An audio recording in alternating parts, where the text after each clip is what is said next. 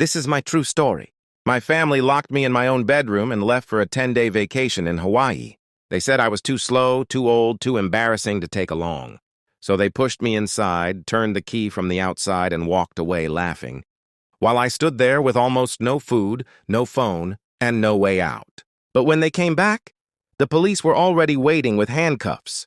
I had planned every detail. What happened next destroyed them completely. I built my construction company from zero when I was 25. Just me, an old pickup truck, and hand tools that left my palms bleeding every night. I worked 16-hour days, 7 days a week for 30 years. Slowly it grew. Workers, bigger jobs, houses, commercial buildings. By the time I was 55, the company, equipment, contracts, and properties were worth more than $3 million. Everything I earned, I gave to my family. 2 children, a daughter and a son. Private schools, full college tuition, no part-time jobs required. My daughter wanted to study art. I paid $50,000 a year without complaint. My son studied business. Same thing. When each married, I paid for lavish weddings, $30,000 and $25,000. Then I gave each couple the down payment for their houses, $80,000 and $70,000. They drove cars I helped buy, lived in homes I bought, lived lives I funded. They always said thank you. But now I know those words were empty, just enough to keep the money flowing. When I turned 70, my body finally broke down from decades of hard labor. I sold the company, invested wisely, kept rental properties, and lived comfortably on $3 million in assets. My wife had passed 5 years earlier. I was alone and grieving. I asked to move in with one of them. Both said no. 4-bedroom house, no space.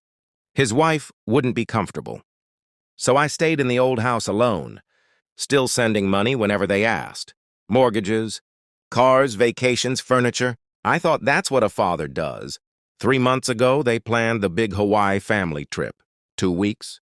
Resort beaches, everyone going except me. I offered to pay my own way, just to be included.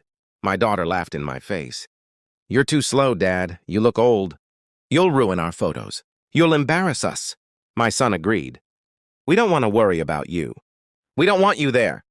A week before departure, my daughter warned me not to show up at the airport. We'll call security. The morning they left, they marched me to my bedroom, placed a tiny bag on the dresser, 3 sandwiches, a few granola bars, 2 bottles of water, for 10 days. They said I eat too much anyway. I reminded me I had signed the house over to them the year before for estate planning. Then they pushed me inside, turned the key, and locked the window from outside as well. I heard them laughing as the car pulled away. 5 days later, starving and weak, I managed to catch the attention of my neighbor.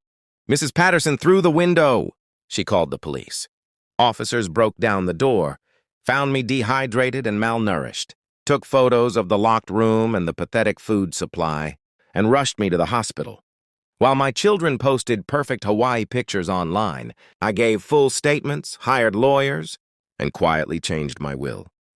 Every asset, $3 million, was removed from my son, my daughter, and their spouses.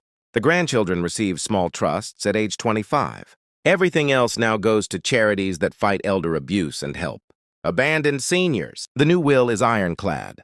The day they returned, tanned and smiling with shopping bags, 4 officers stepped out and arrested them in the driveway for elder abuse, false imprisonment, and criminal neglect.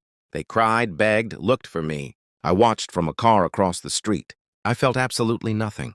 Bail was set high. They couldn't pay. They stayed in jail. Their jobs fired them. Their spouses left them. Their reputations were destroyed on local news and social media. They called me from jail begging for bail money and lawyer fees. I refused every time.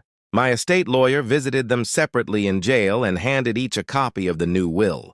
My daughter screamed and had to be restrained. My son simply put his head down and cried. They finally understood. They will inherit nothing. Not $1. I sold whatever I still owned in that town, moved to a small beach condo in Florida, and started living for myself for the first time in 75 years. I have kind neighbors who bring cookies, invite me to cards, check on me because they actually care, not because of what I can give them. I walk on the beach every morning, watch the sunrise, and feel peace. My children are still awaiting trial on multiple felony charges. They will probably go to prison. And when I die, every cent I worked my entire life for will help elderly people who were treated exactly the way my own children treated me. They wanted me gone. Now they are the ones who disappeared from my life forever. And I have never been happier.